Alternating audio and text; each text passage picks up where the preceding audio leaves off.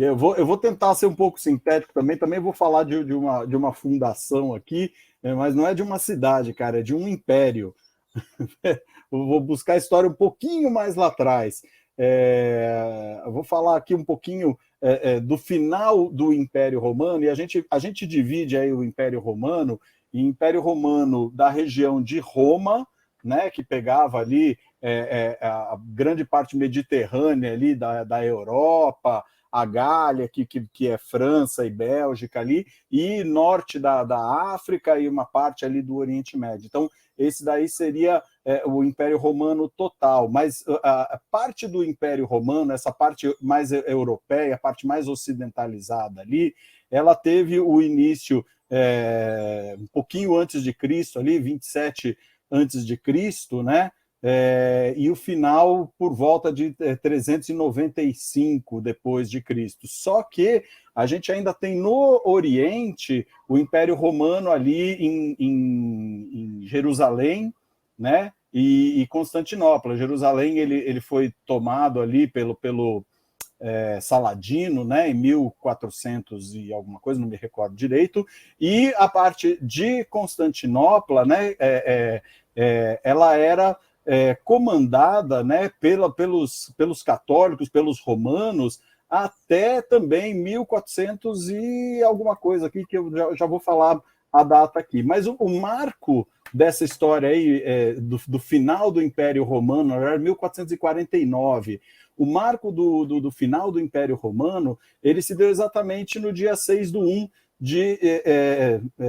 não, na verdade, em 1449 foi coroado o último imperador do Império Romano do Oriente, né, que era o Constantino Paleólogo. Tem uma foto dele aí, de estátuas dele aí também, se puder colocar para a gente ir ilustrando, né?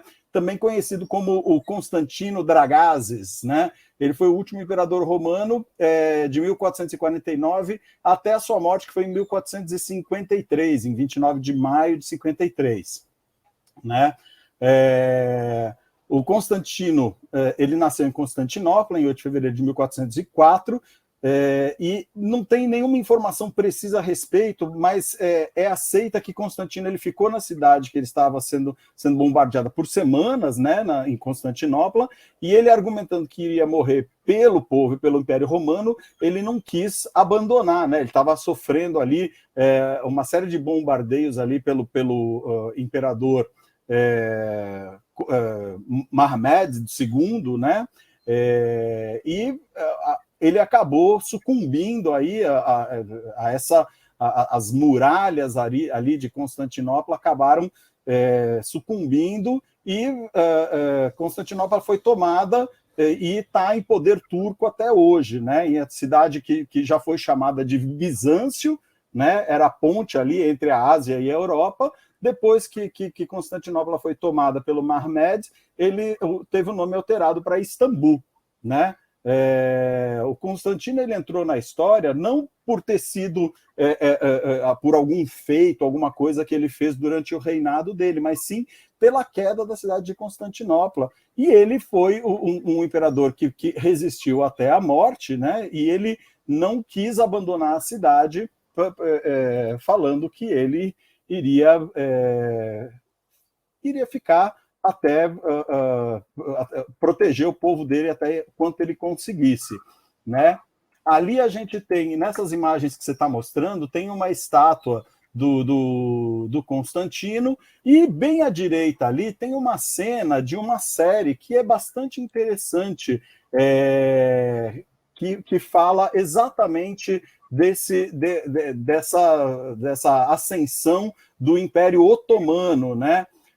São 2 temporadas, é uma série da Netflix chamada A Ascensão do Império Otomano mesmo, e são 2 temporadas de 6 episódios de aproximadamente 45 minutos cada. A primeira temporada fala sobre a tomada de Constantinopla e a morte do Constantino, e a segunda temporada vai falar da sequência disso daí, que é Constantino não, o Mahmed, ele teve uma relação muito próxima com o Vlad Tepes terceiro, né, que você já citou isso daí em outro remute, né, que a gente atribui a ele a pecha de ser o Conde Drácula, né? Ele é o príncipe da Valáquia, né? Então, ele foi... A história é muito interessante, vale a pena assistir essa série, viu? Porque é uma série que é um documentário e ele tem dramatização também. Então, ele é encenado, mas ele é pontuado por narradores e historiadores que contam as passagens históricas, então é muito fiel à história real. Isso daí não é uma obra de ficção, não é um romance, não, é muito interessante. Então, o que aconteceu? O pai do Vlad Tepes, né? Ele em um acordo que ele fez... Era o Drácula.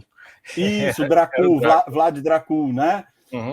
Ele fez um acordo com o imperador otomano porque ele tinha problemas ali com manter ali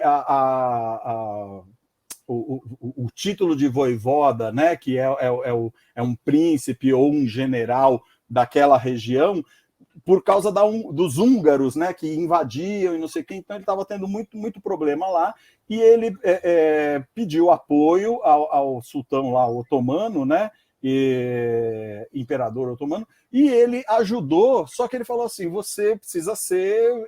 como é que eu vou confiar que depois que eu vou te ajudar a ficar regente na Valáquia, você vai ser fiel a mim?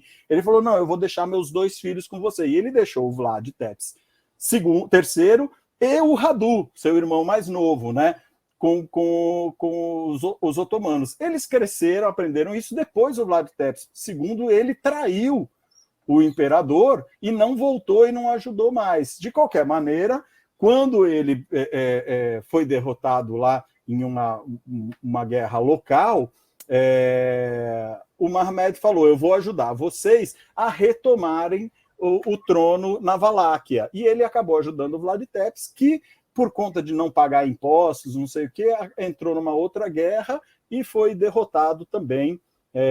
Coisas que contam com bastante detalhes ali, essas passagens. Então, é muito interessante essa série da Netflix, vale muito a pena assistir, que conta essa história, né? E esse daí essa derrocada, aí, a perda ali de Constantinopla para os otomanos é o fim do Império Romano também no Oriente, ali datado em 1453. Né? Então, o Império Romano a gente divide nessas duas partes. Agora, antes disso, né, Roma ela já era uma grande potência, mas ela era uma república, né? Nos anos ali antes de Cristo, antes da nossa era, né?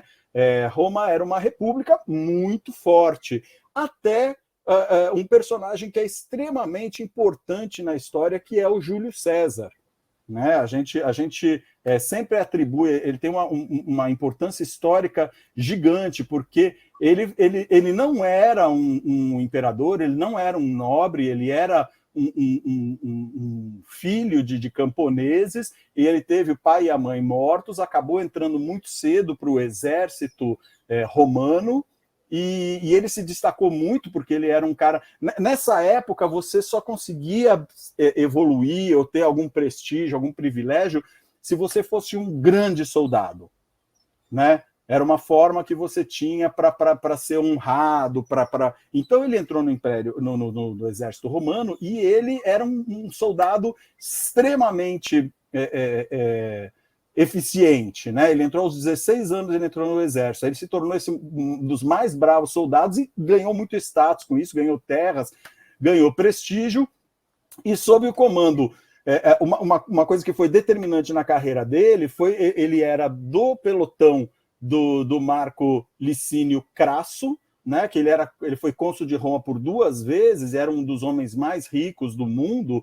Eles conseguiram acabar com a rebelião dos escravos e gladiadores, que na época era liderado pelo Espartacus. A gente também conhece a história do Espartacus, né? Então, o Espartacus, na época, tinha um exército de 100 mil soldados, né? que estavam marchando e conquistando um monte de coisa e já indo caminho de Roma, né, para tomar Roma, porque o Senado, na República, o Senado era realmente quem mandava. Você tinha o cônsul, né, que era como se fosse um primeiro-ministro, um presidente, não tinha um status de imperador, mas tudo que o cônsul dizia passava por uma aprovação do Senado, e o Senado era muito forte. E o Espartaco estava indo caminho de Roma para tomar Roma de volta, e aí o Crasso falou assim, a gente vai ter que voltar para Roma para proteger Roma. E o Júlio César falou, não, nossas mulheres, filhos, não sei o que, tudo lá em Roma.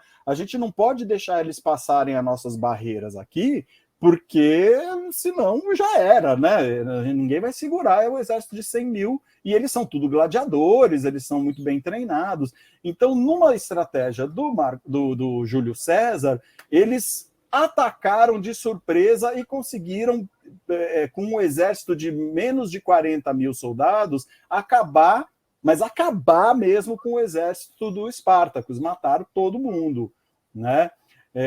Aí o Crasso, voltando para Roma, ele ia ganhar os louros dessa grande vitória que ele teve, só que um outro cara que era chamado de Cneu Pompeu Magno, né? Ele assumiu que foi ele que fez a proeza de acabar com o exército do Espartacus, né? E aí ficou aquela coisa bem esquisita, e o Júlio César, ele teve uma outra ideia brilhante, é um cara brilhante mesmo. Ele falou assim, puta, o Crasso e o Pompeu estão brigando ali pela vaidade de, pô, quem que matou o Espartacus, quem que acabou com a rebelião, não sei o quê, e ele falou assim, cara, vamos fazer o seguinte, o Pompeu, ele tem o melhor exército, tem grandes facções, grandes pelotões. O Crasso é um homem muito rico e tem muita influência no Senado, né? E eu sou um cara muito inteligente. Então, lançou a proposta do triunvirato, o primeiro triunvirato da história. Eles se uniram os três numa força só para comandar Roma e nomearam Júlio César como cônsul de Roma nesse primeiro momento, né? Aí o Júlio César tinha muito apoio do Crasso, né? E o Pompeu era meio enciumado com as histórias do Júlio César. Então, o Crasso, ele foi fazer... ele teve uma iniciativa de ir conquistar um território que eles já tinham... os romanos já tinham tentado conquistar um território que fica ali na região da Arábia Saudita, ali no Oriente Médio. Eles tinham tentado conquistar em outras épocas e não tinham conseguido, né? Parte do Iraque, ali da Arábia Saudita, né? E eles não tinham conseguido. E o Crasso falou, não, eu vou para lá, vou conquistar esse território e refaço o meu nome, já que eu não consegui levar o crédito de derrotar o Espartacus, eu vou conquistar um território que a gente nunca conquistou. E foi para lá e foi aniquilado, né? Por isso que o termo erro crasso, ele vem desse episódio, né? Devido à Batalha de Carras, né? Que ele foi tentar invadir o Império Parta, né? Que se chamava essa região aí do Iraque e da Arábia Saudita. Então, morreu o Crasso, o Júlio César perdeu o apoio, né? E ele foi deposto do cargo de cônsul, mas o Pompeu foi muito gente fina com ele, falou, você pode ser governador de alguma província nossa, né? E ele falou, eu quero ser governador do norte, né? Mais ao norte, ali uma parte mais ao norte da Itália, ali uma parte que é norte da Itália, Suíça e França, era a Gália, né? Toda essa região, e Bélgica ali também, era a Gália, né? Ele falou, eu quero ser governador da Gália. Então, parte da Gália era romana e a maior parte ali onde fica a França e a Bélgica era dos gauleses, né? E nunca que os romanos tinham conseguido entrar ali. E foi aonde o Júlio César se fez. Ele invadiu a Gália, dominou o território, ficou ali com uma parte ali do território que ele não conseguia conquistar, né? E ele foi tentando invadir, foi fazendo uma força danada, tanto que ele conseguir aniquilar por completo os exércitos ali que protegiam a Gália. Foi uma iniciativa muito interessante do Júlio César, e uma passagem que a gente vê, por exemplo, nas histórias do Asterix, é exatamente essa passagem que eles falam, né? O Asterix, e todo mundo tem esse nome X, né? Em função de um dos líderes que seguravam a onda para que eles não invadissem a Gália. E a Gália vivia em conflitos internos, né? E eles tentaram, por uma ação desesperada, se juntar, as tribos todas se juntarem, eles eram bárbaros, né? Eles tentaram se juntar, mas de qualquer maneira eles acabaram aniquilados pelo exército do Júlio César, e ele dominou a Gália e voltou para Roma para ganhar os louros dessa conquista, né? Pô, conseguimos conquistar a Gália toda, né? E aí, os louros, literalmente, né? Que era... ganhava a coroa. Ele exatamente isso.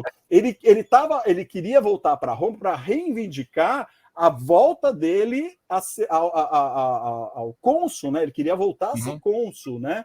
E ele não, voltando para Roma, marchando com os soldados para Roma, tudo era muito demorado, né, cara? Imagina que você vinha marchando com 40, 50 mil pessoas da França até Roma, né? No meio da Itália. Quantos meses você não demorava para fazer isso? E aí algumas mensagens eram trocadas porque você tinha gente que ia de cavalo e levava mensagem na frente, trazia mensagem.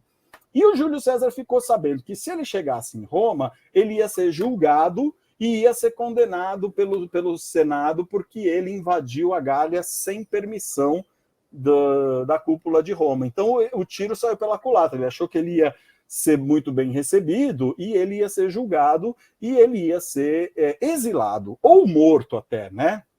Então ele ficou com medo disso, e aí no dia 10 de janeiro do ano de 49 da Era Antiga, né, antes de Cristo, né, tem uma passagem histórica do Júlio César que ele atravessa o rio Rubicão, que é um rio ali no norte da Itália, que existia uma lei na época em Roma que nenhum general podia entrar nessa região que era mais próxima de Roma com o seu exército. Qualquer tentativa de entrar com o exército era considerada um ato de guerra, né?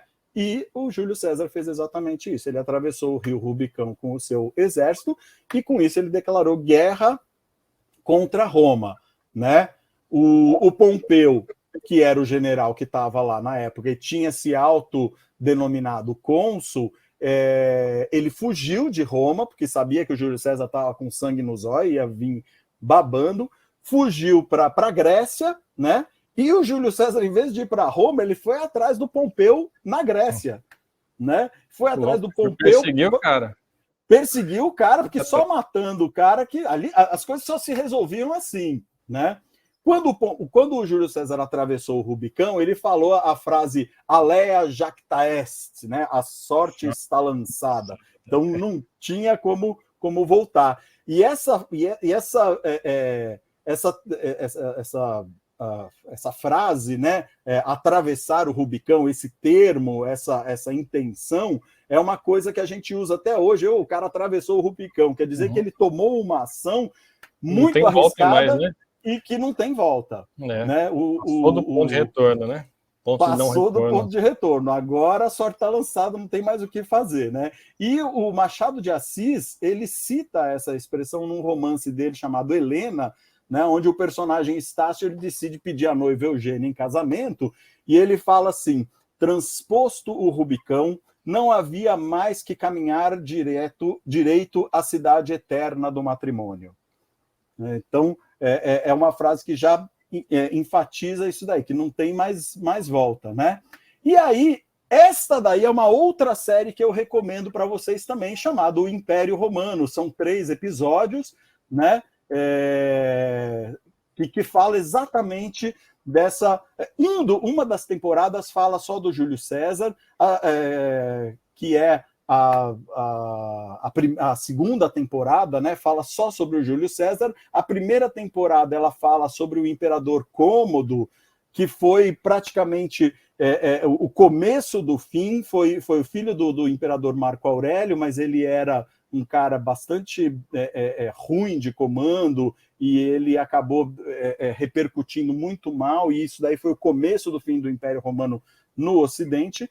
E a última temporada ela vai falar sobre o Calígula, que é o imperador louco, né? É muito interessante essa série aí também do Império Romano. Tá aí a foto, né, das 3 temporadas. Né? Das 3 temporadas ali à esquerda em cima, exatamente.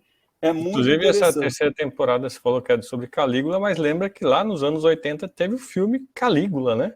Com Malcolm McDowell, que foi o maior escândalo, né? Porque tinha cenas quentíssimas, né?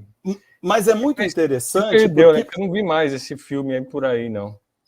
Então, é muito interessante porque eles falam dessa...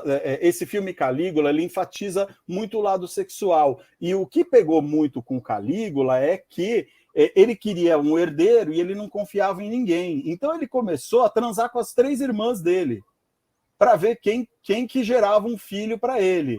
E aí, ele tinha uma maneira também de menosprezar o Senado. Ele fazia festas e pegava as mulheres dos senadores e mandava ver nas mulheres do senador também. Então, ele era um cara com apetite sexual assim, extremamente aflorado, e essa conturbação, essa coisa toda com irmãs, que na época o incesto era um crime muito grave em Roma, né? Então ficou essa pecha aí, e ele foi ficando paranoico, como todos os imperadores tinham essa paranoia, né? Você tem um poder infinito, né? Um poder absoluto, você acaba ficando doido, né? Porque você não sabe mais nem o que você pode e o que você não pode fazer, né? Não, e todo mundo quer matar, irmão quer matar, pai quer matar, mãe quer matar, o Senado quer matar. Alguns querem mesmo, outros não. Outros é paranoia mesmo. Tanto que o Júlio César foi exatamente isso. O Júlio César praticamente foi o finalzinho da República Romana, né? Ele acabou sucumbindo aí, falecendo. Ele foi morto pelos senadores, né? Aquele episódio que ele toma facada, que ele fala até tu, Brutus, não sei o quê.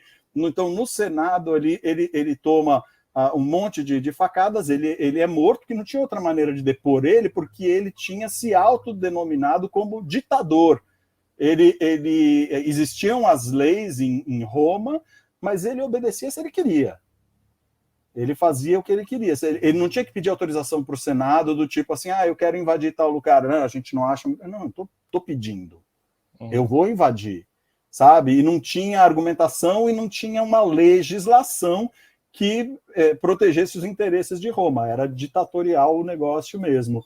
E aí foi o final disso daí, foi exatamente esse episódio. E o Império Romano mesmo, ele termina em 27, a gente está falando aí de 45 antes de Cristo, né? Logo depois, ali em 27 antes de Cristo, o filho adotivo do Júlio César, Otávio, ele recebeu também poderes absolutos ali para governar Roma, e ele recebeu o título de Augusto, e foi assim que encerrou a época da República e começou o Império Romano. O primeiro imperador romano foi Augusto, que na verdade era Otávio, filho adotivo do Júlio César. Então, tá aí 2 passagens aí que se relacionam com o mês de janeiro, o 6/1, que foi quando o imperador Constantino, 6/1 de 1449 da nossa era, o Constantino ele assumiu o Império Romano no Oriente, e em 10/1 foi a passagem do rio Rubicão, que foi mais uma das proezas ali determinantes na história do Júlio César, e que terminaria por acabar com a República e começar com o Império Romano. Essa é a minha, Marcelo. Legal. Pequenininha a história. Sim, é enorme. 1.500 anos, né? Então, também. Mas só para comentar algumas coisas que você falou aí, né? Curiosidades também, só. Você falou de duas datas aí, a primeira de 1400 e bolinha aí, que quando caiu o Império Romano do Oriente, e 400 e alguma coisa quando caiu do Ocidente, né? Os bárbaros invadiram. 395. Tá. Essas duas datas marcam o início e fim da Idade Média. A Idade Média começa com a queda do Império Romano do Ocidente e termina com a queda do Império Romano do Oriente, né? Só para essa curiosidade. Outra coisa que você comentou de Istambul, né, que era Constantinopla, né? É a única cidade que está em 2 continentes. Né? Uma parte dela está na Europa, uma parte está na Ásia. Né? Então é uma única cidade que ocupa 2 continentes. E outra é um linkzinho forçado da música, né? Que você falou do Triunvirato, né? Triunvirato era o nome de uma banda de rock progressiva, né? Para quem conhece, Triunvirato, banda alemã, formada em 1969, né? Um trio. É isso aí, muito legal, hein? Para quem gosta de história, ou quem não gosta também, já pegou bastante coisa aí. Nossa, cara, eu adorei durante a série ficar vendo isso daí, porque é difícil também você fazer um link com o que é Oriente, o que é Ocidente, começo, fim, quem foi imperador, o que é república. Então, puta, cara, essas duas séries, as duas levam o mesmo formato, são documentários com dramatização. Então você tem atores, você tem encenação, cara, é sensacional, vale muito a pena. Bom assisti-las.